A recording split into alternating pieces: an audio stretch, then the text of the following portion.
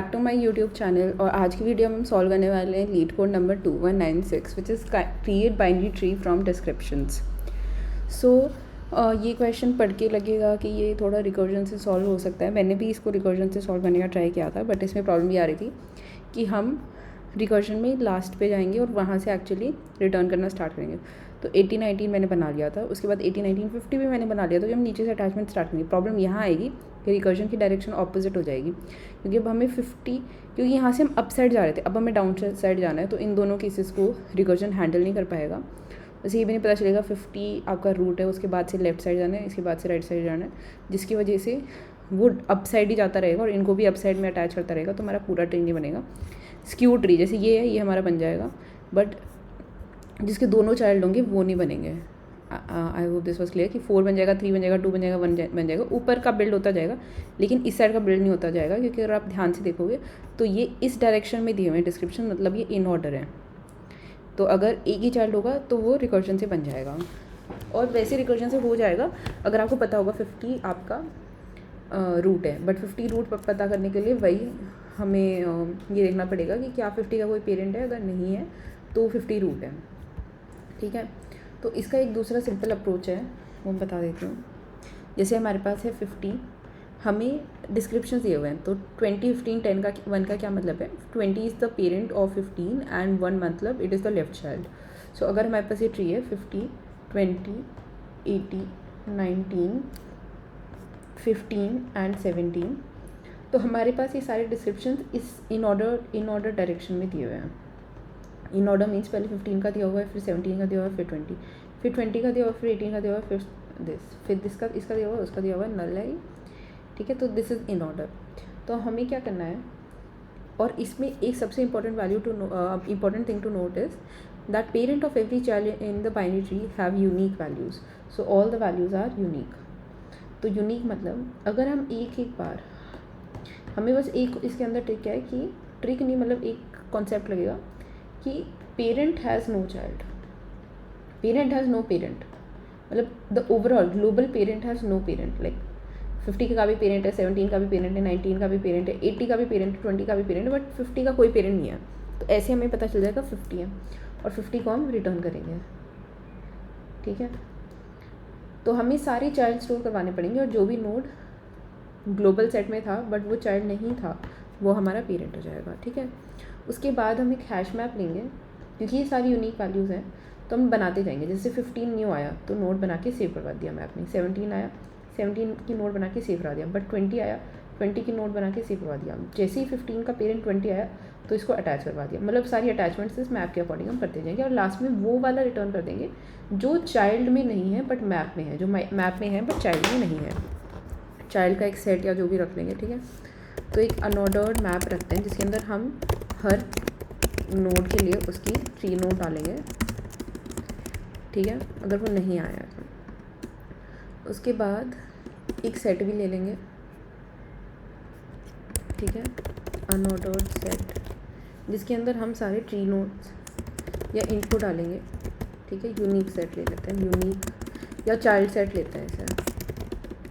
अब क्या करेंगे, पूरा आइट्रेट करेंगे सारी इसके ऊपर, auto and we of descriptions. तो अब क्या आ जाएगा हमारे पास, सबसे पहले पेरेंट का डेटा आएगा विच इज़ V0, उसके बाद आएगा हमारे पास चाइल्ड का डेटा विच इज़ V1,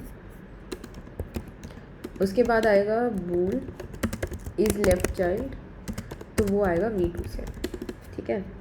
अगर हमारा पेरेंट नोड मैप में नहीं है, map dot count parent node is equal to 0, तो एक पेरेंट नोड बनाओ, okay. How will make a new parent node, tree node new parent which is new tree node, and इसमें हम डाल देंगे पेरेंट नोड, पेरेंट डेटा। उसके बाद अगर सिमिलरली अगर चाइल्ड नोड भी नहीं है तो चाइल्ड नोड बनाओ, क्योंकि उसके बाद ही हम कनेक्शंस बना पाएंगे।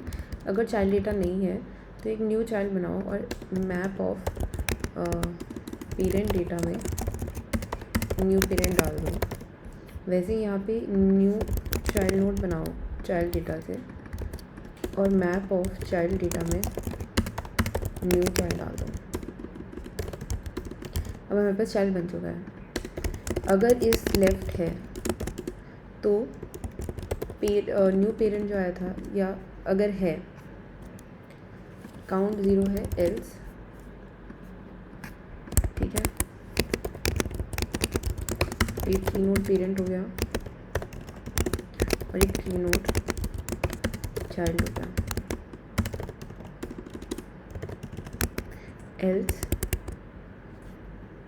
ठीक है, यहाँ पे हमने डाल दिया होगा, एग्जिस्टिंग होगा तो वो ऑलरेडी पड़ा होगा, ठीक है।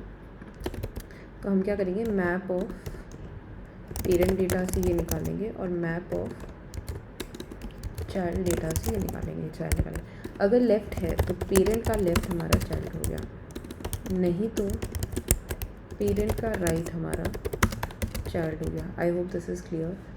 ठीक, हम ये करते जाएंगे लास्ट तक, और जैसे ही जो भी चाइल्ड आएगा ना, जो भी चाइल्ड आएगा उसको हम हमारे उसमें भी डालेंगे,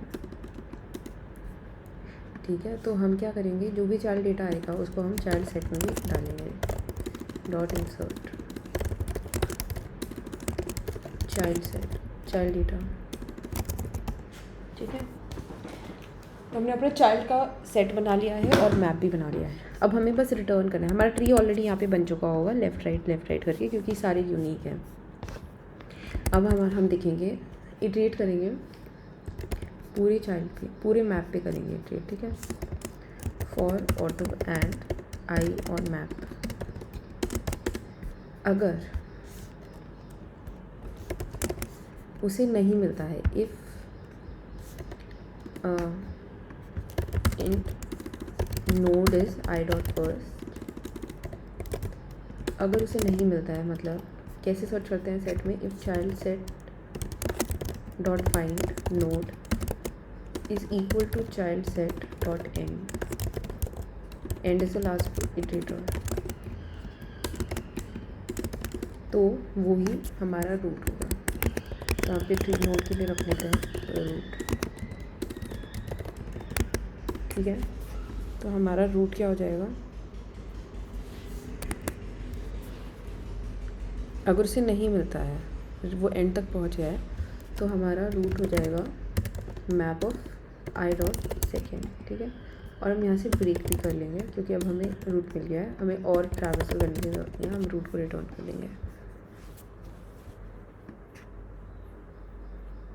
तो ये इसका है, हमारा कोड एक बार सबमिट करके देख लेते हैं। I hope it works. So yes guys, हमारा कोड चल पड़ा। एक बार मैं देख लेती हूँ कि काउंट भी होता है क्या इसमें सेट में। This is just for my personal check, कि जैसे मैप में काउंट देखते हैं क्या काउंट होता है, येस काउंट भी होता है। तो सेट और मैप की सिमिलर ही फंक्शंस होते हैं, इंसर्ट होता है बस इसमें, और मैप में इंसर्ट नहीं होता है। So I hope this was clear, thank you.